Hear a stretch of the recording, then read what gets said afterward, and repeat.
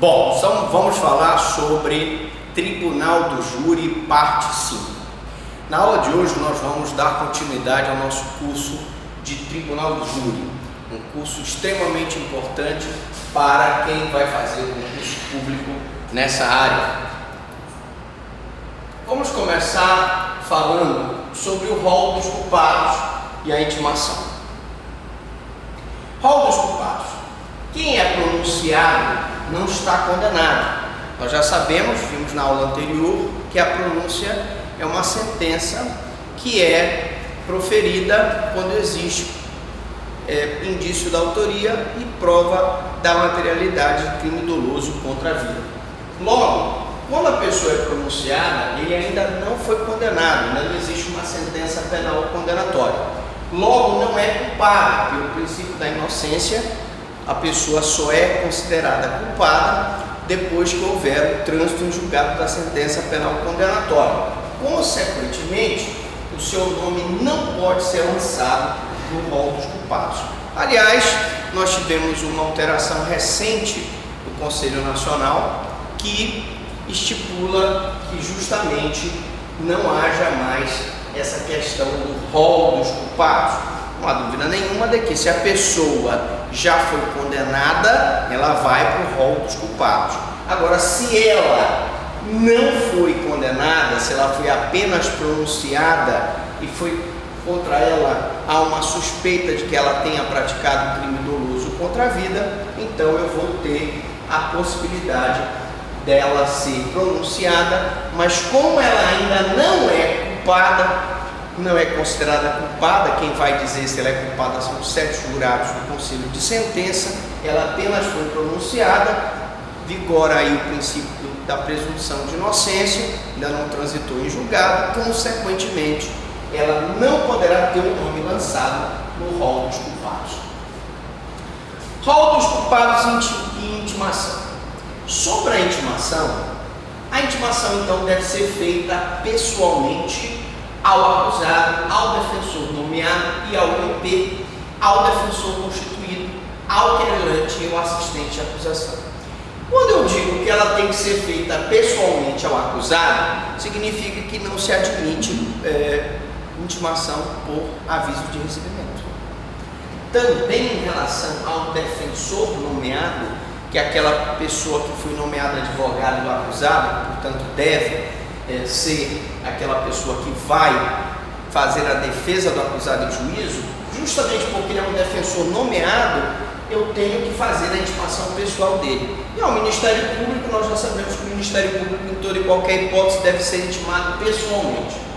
Ao defensor constituído pelo acusado, não nomeado pelo juiz, ele também deve ser intimado pessoalmente. O querelante, se for um crime de ação penal privada, ou se for um crime de ação penal privada exclusiva ou privada subsidiária, e o assistente de acusação. Então, se eu tiver um assistente de acusação, eu também tenho que ter esse cuidado de fazer a citação pessoal. Qualquer irregularidade na citação poderá prejudicar o normal andamento do processo. Rol dos culpados e intimação. Será intimado por edital o réu solto não encontrado. Então, é nula a citação por edital de réu preso na mesma unidade da federação em que o juiz exerce a jurisdição. Mas, professor Franklin, me explique aí como é que fica a situação dessa citação irregular. A citação irregular é aquela que é feita fora do que determina a lei. Ora, se o réu reside na jurisdição onde está tramitando o processo, eu não posso fazer uma citação por edital. Ele está em local incerto e sabido, não está em local incerto e não sabido. Ele está em local certo e sabido. Logo, será intimado por edital o réu solto não encontrado, o réu que estiver em local incerto e não sabido. Eu vou usar do edital para aquela pessoa que não foi localizada pelo oficial de justiça. Se eu faço uma citação por edital de réu preso na mesma unidade da federação, o cara está preso. Ele está na mesma unidade da federação. deliberação, o sistema penal sabe onde ele está, em que o juiz exerce a jurisdição, essa citação é nula de pleno direito, porque ela deveria ser uma citação, uma intimação pessoal, e ela foi feita através de edital. Então, cuidado, porque uma citação nula, uma intimação pode prejudicar o processo. A citação nula é causa de nulidade absoluta do processo por violação do princípio do contraditório e da ampla defesa. A intimação, ela tem que ser avaliada no caso concreto, se vai ser caso de anulação ou se vai ser caso de nulidade. O júri pode ser realizado sem a presença do réu, pois o acusado tem o direito de não comparecer a plenário. Questão muito interessante é a questão do acusado que resolve não comparecer a plenário. Ele não é obrigado a comparecer. Então, um acusado que já tem uma determinada idade, é um senhor velhinho de cabelos brancos, a presença dele, ela é bastante elucidativa. Ela vai elucidar aquele caso, ela vai elucidar, porque ele vai ter a oportunidade de falar. E o fato dele ser um velhinho, o fato dele ter cabelos brancos, vai fazer com que ele, então, possa sensibilizar os jurados.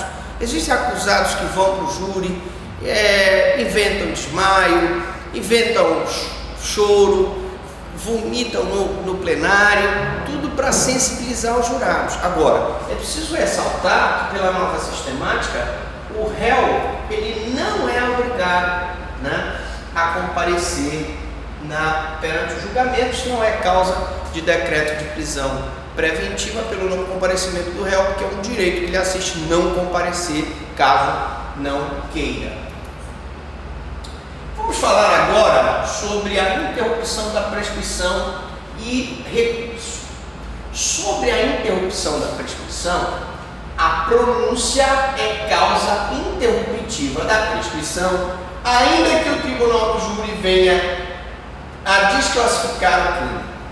Bom, agora eu queria fazer uma pequena explicação para os senhores, para que a gente possa entender essa questão da interrupção da prescrição.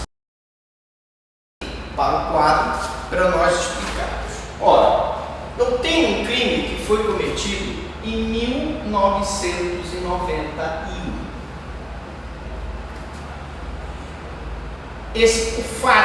O crime foi cometido em 1991.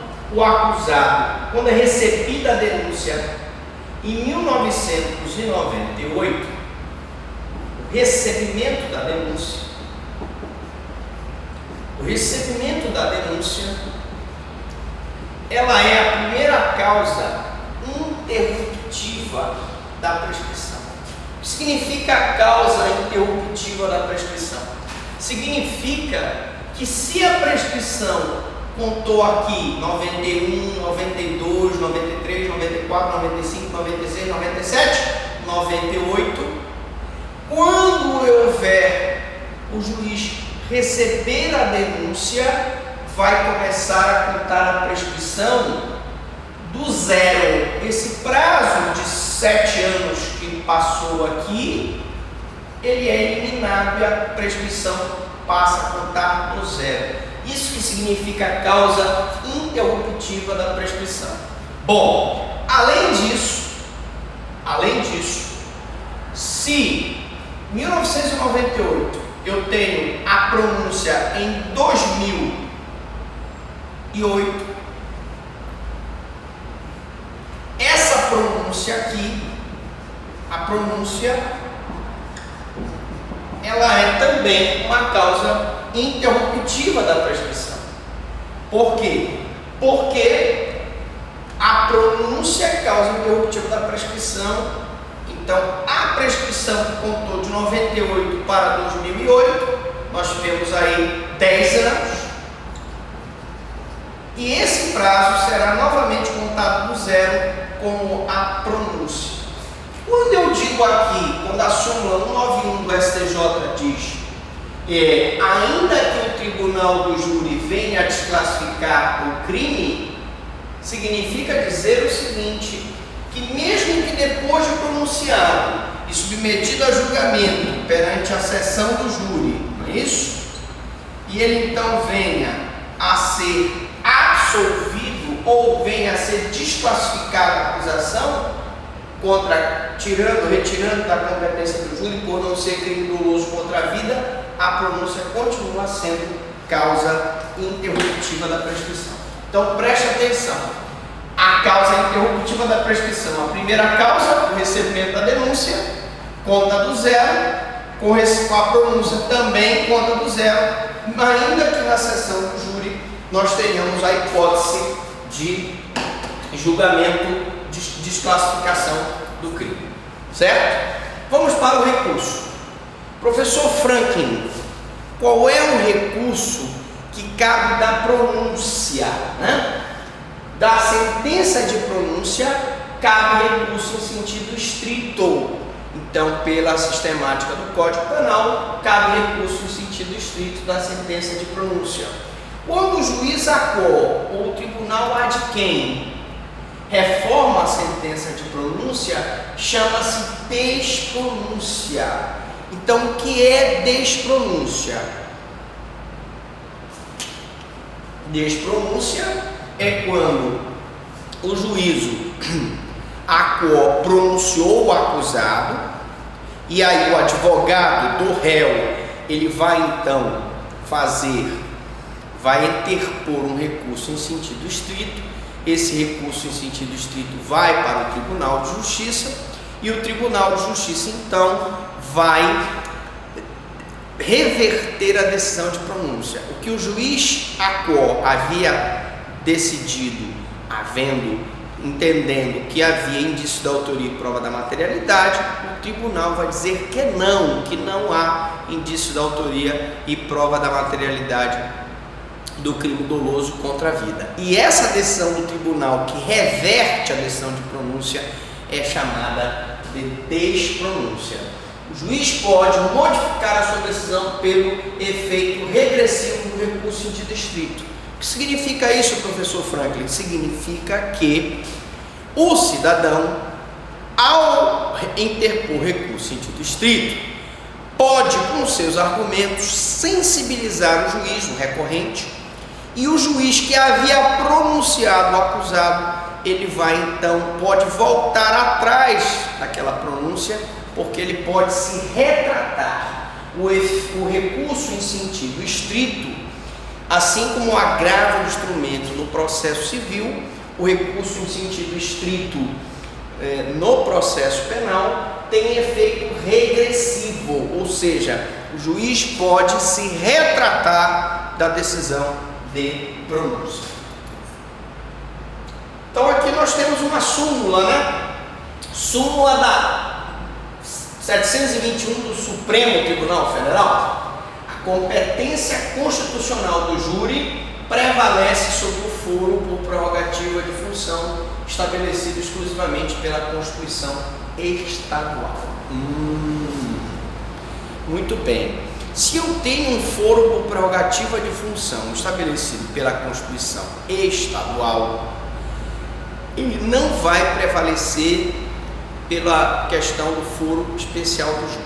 Se uma alta autoridade do Estado, o governador do Estado, vice-governador, o secretário, tem foro privilegiado e ele pratica um crime doloso contra a vida, ele será julgado pelo Tribunal do Júri, porque a competência constitucional do júri de julgar os crimes dolosos contra a vida prevalece sobre o foro por prerrogativa de função estabelecido exclusivamente pela Constituição Estadual. Mesmo que a Constituição Estadual dê uma prerrogativa de função para essas altas autoridades estaduais, como governador, vice-governador e secretários, eles, se praticarem crimes dolosos contra a vida, serão julgados pelo Tribunal do Júri.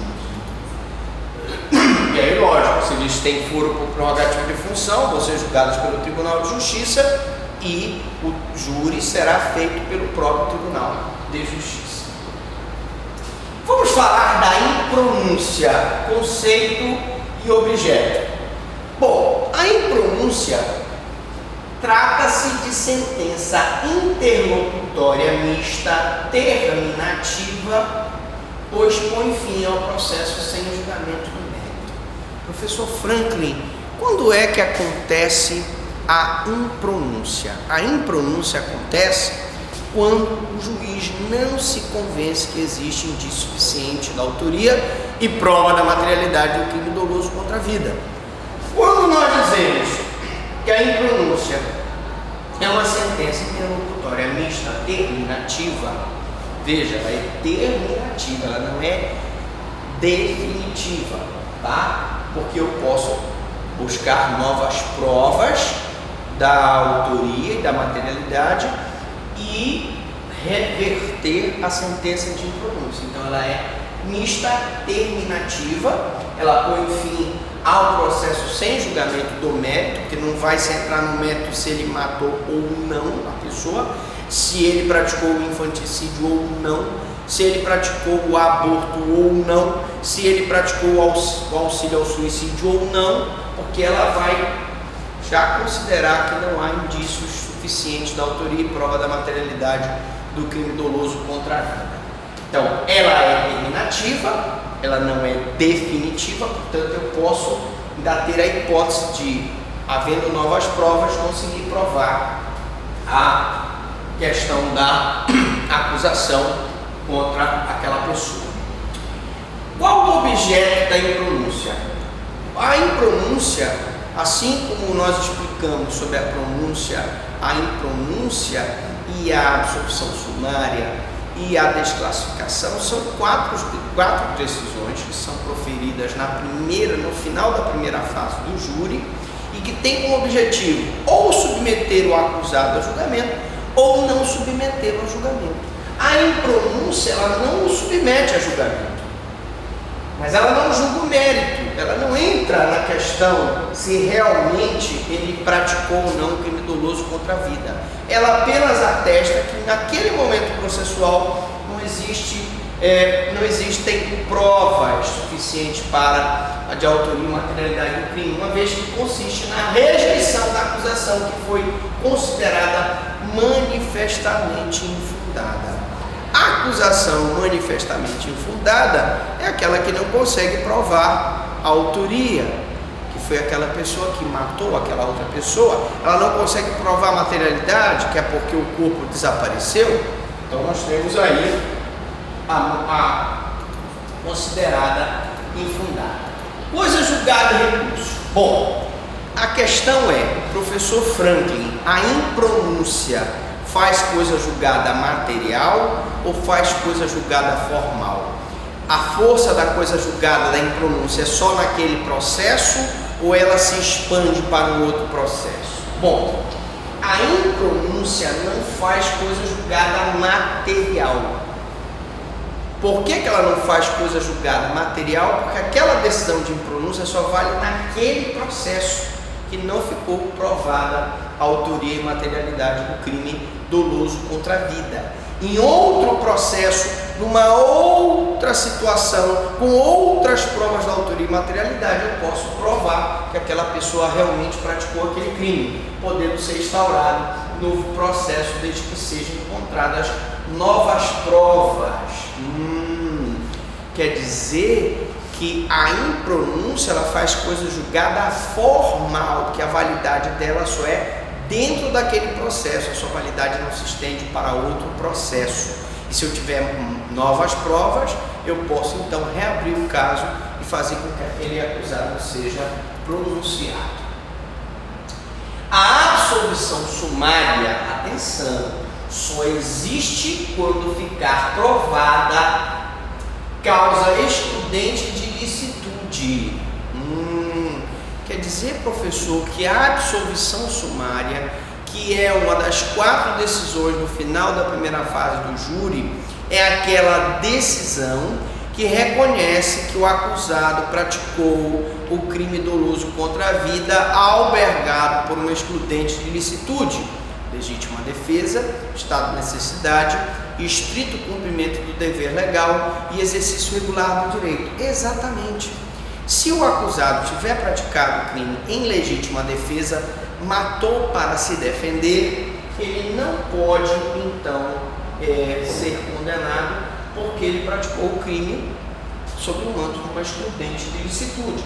Então, ele vai ser absolvido sumariamente logo no final da primeira fase do júri.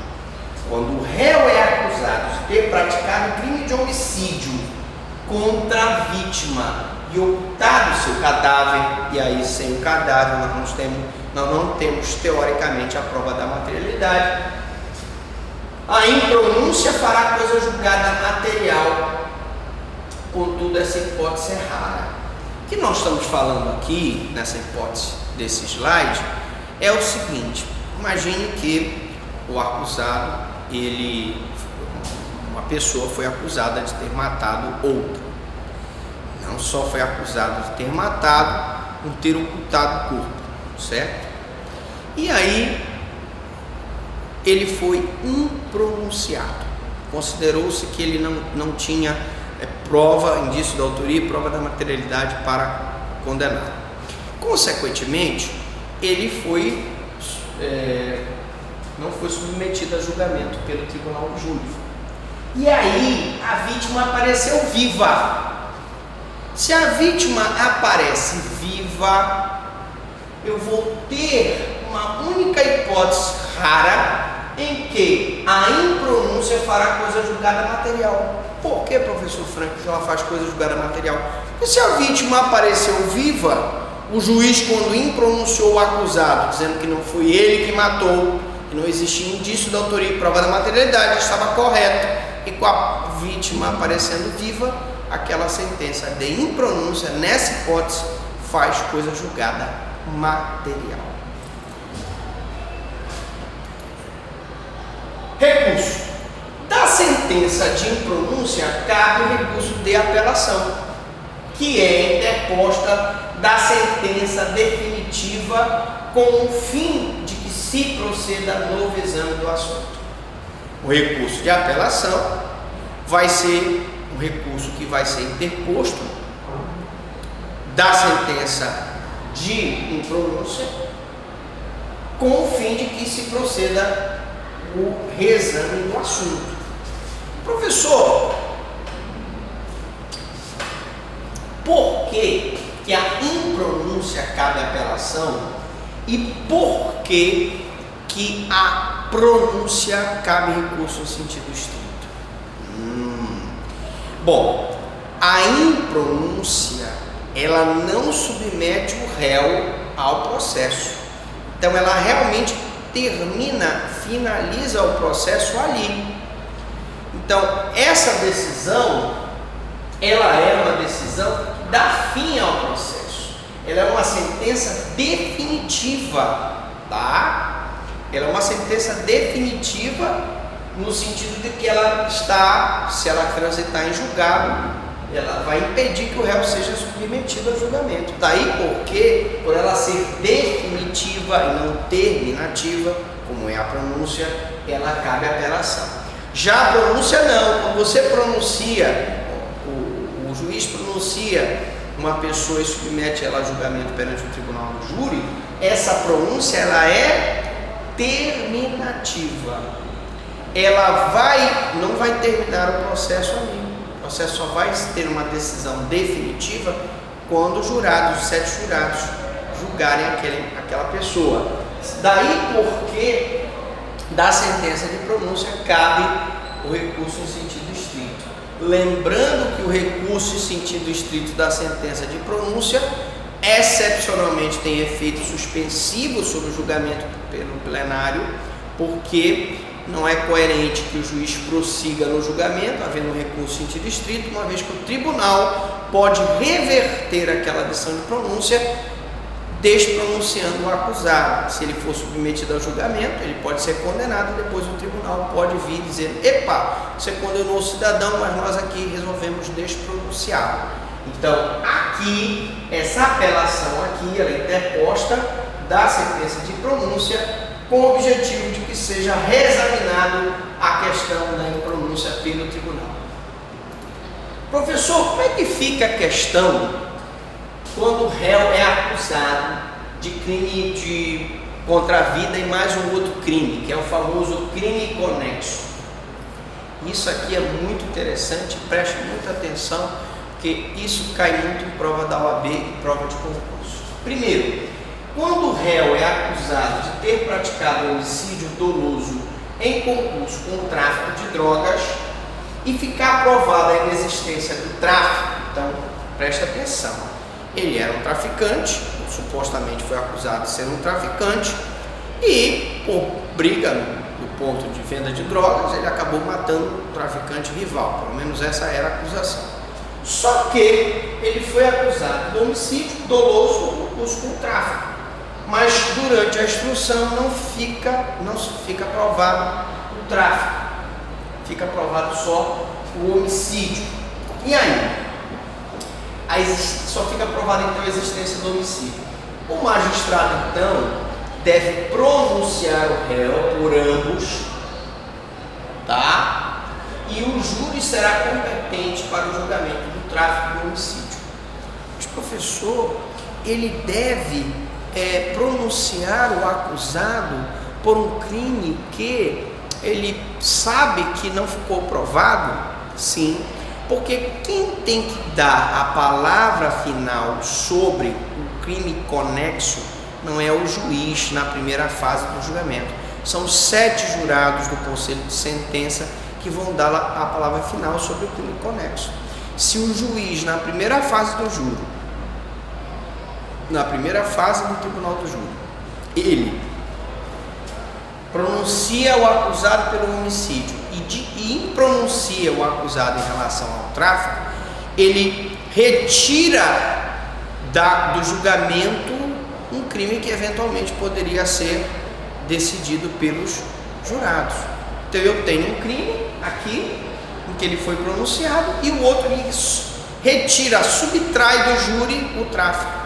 Então, para que o júri não fique impedido de apreciar o tráfico, convém que ele pronuncie o réu por ambos, o homicídio e o tráfico, e o júri será competente para o julgamento do tráfico e do homicídio.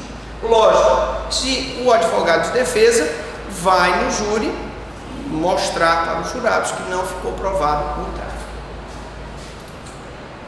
Súmula 603 do Supremo sobre a desclassificação.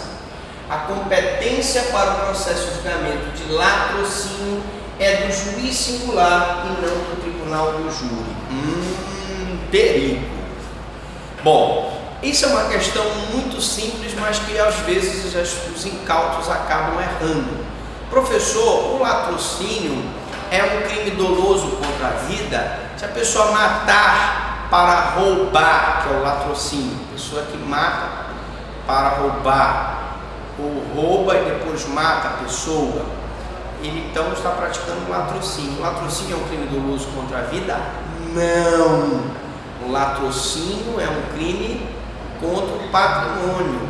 Lembrem-se que o tribunal do júri só tem competência para julgar crimes dolosos contra a vida. Ele não tem competência para julgar crimes contra o patrimônio, a não ser que sejam conexos com os crimes dolosos contra a vida. Daí porque a competência para o processo de julgamento do crime de latrocínio, que é o roubo seguido de morte, é da competência do juiz singular e não do tribunal do júri.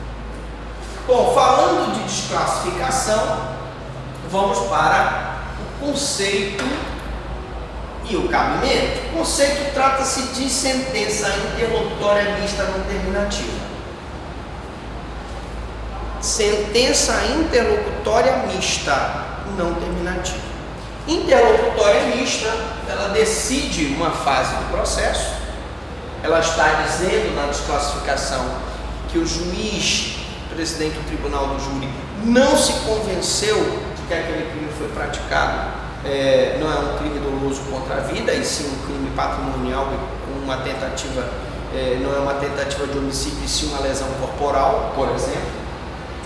E ela é não terminativa. Por quê? Porque se o juiz, presidente do tribunal do júri, desclassificar o crime, submeter esse crime à sentença de desclassificação, ele vai ter que mandar o processo para o juiz singular, que será o juiz competente para processar e julgar o feito. Então, aquela decisão dele desclassificando, ela não é definitiva, porque um juiz